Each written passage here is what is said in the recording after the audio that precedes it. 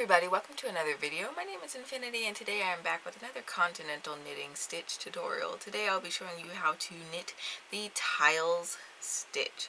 Now I wanted to experiment with a thinner yarn with this stitch, and I think maybe if I had a smaller set of needles the texture would pop a lot more. It also kind of depends on the colorway that you're using. So today I'll be using a thicker 4-weight yarn with a pair of 5mm knitting needles, and we're going to see if that works out a lot better visually and texturally. But it's a fairly simple 6-row repeat, so if you're relatively new to knitting, all you need to do is know how to knit and purl and you'll be able to do this stitch. I think it would make a nice pattern for a t-shirt for the summer if you used a thinner yarn just with a tighter tension. But anyway, without further ado, let's dive into this tutorial. To begin, we're going to want to cast on in multiples of 5 and then add an additional 4.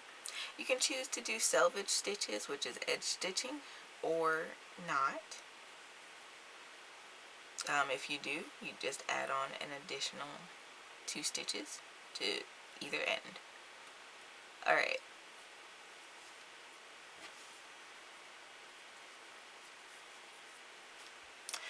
Alright, I have 24 stitches. I'm going to go ahead and do a couple of extra stitches just for edging since I have the available yarn. I just did a regular long tail cast on, but now I'm ready to turn my work and we are going to get cracking on row 1, which is the right side of our work. Now, as always, I keep stitch markers on standby, so when I do knit this first row, I can indicate which one's my front and which one's my back, because this stitch, well, it is actually not reversible technically, but it doesn't look bad on the back side. But we'll look at that back side more so in a bit. So for row 1, we're just going to knit all the way across. So you can work your selvage stitches in any way you like. I typically like to slip mine. So I'm just going to slip that first stitch and I'm going to knit all the way across. Coming up on these last couple of stitches. And we have reached the end of row 1. Alright, now on to row 2. For row 2, we're going to turn our work and going to work that edge stitch there. It's really important to remember that you work edge stitches because it can throw off your stitch count otherwise. So I'm just going to go ahead and slip this one. Now we are going to start by purling 4. So bring the yarn forward and purl 4, 1, 2, 3, and 4. Alright, now we're going to begin our repeat, which is a repeat of knit 1, purl 4. So we're going to knit the next stitch. And we're going to bring the yarn back to the front and we're going to purl the next 4 stitches. So there's 1, 2, 3, and 4. There you go.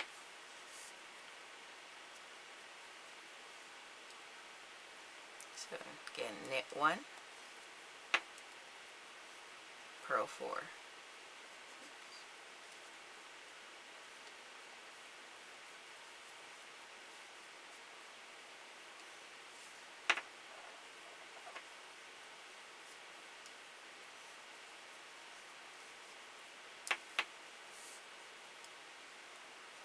Knit 1,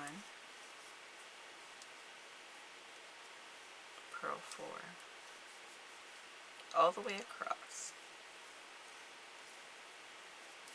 4, and here I'm ending on a knit 1 and then my edge stitch there.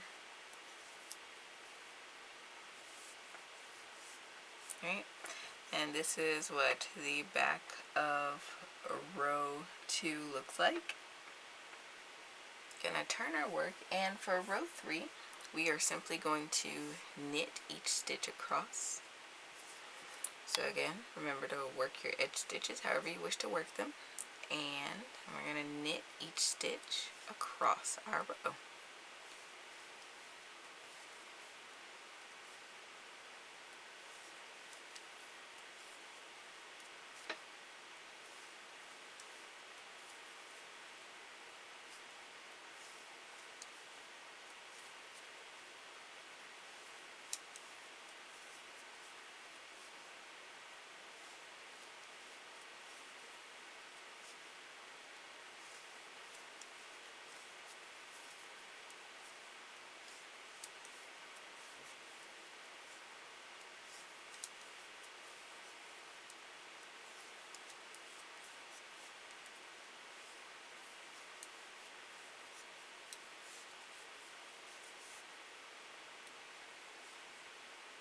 Alright, and that is the end of row 3. One thing I kind of like about this stitch is the fact that you do start to sort of see some of the texture coming up earlier on, so the payoff is almost immediate. For row 4, we're going to turn our work, and row 4 is a repeat of row 2.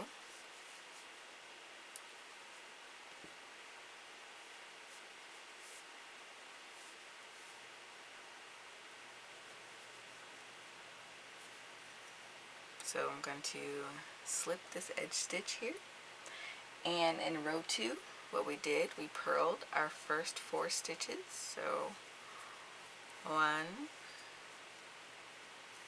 2, 3, and 4, and then we started our repeat of knit 1, purl 4 all the way across.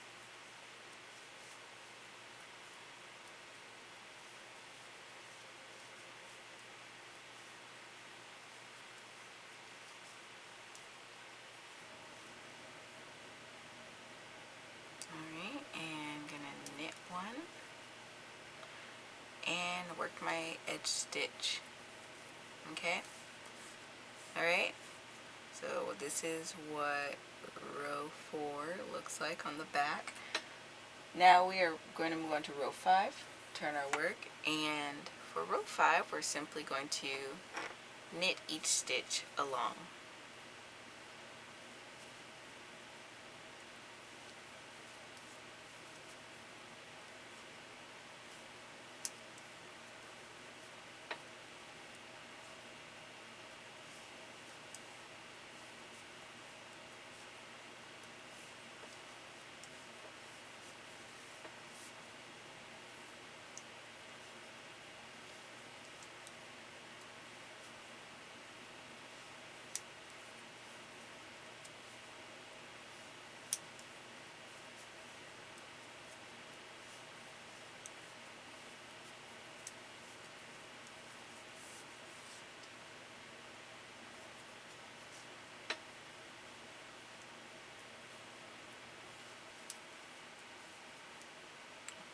And working that last stitch, right?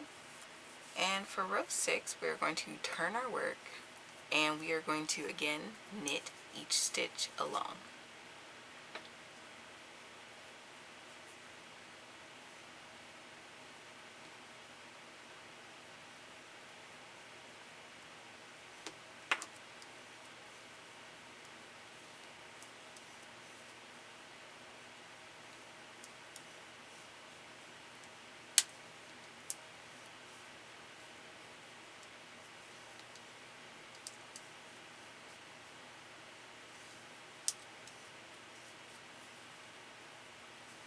Alright, and here's what our first block of tiles looks like on the front of our work.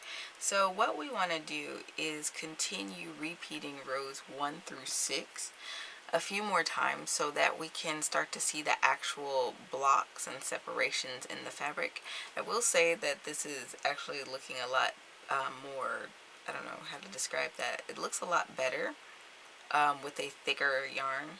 Like I said, maybe if I had a tighter tension or a smaller needle with that thinner yarn, more of that texture would come out like it is now. But I'm going to work up a repeat or two of rows 1 through 6, and we're going to look at this swatch just a little bit closer.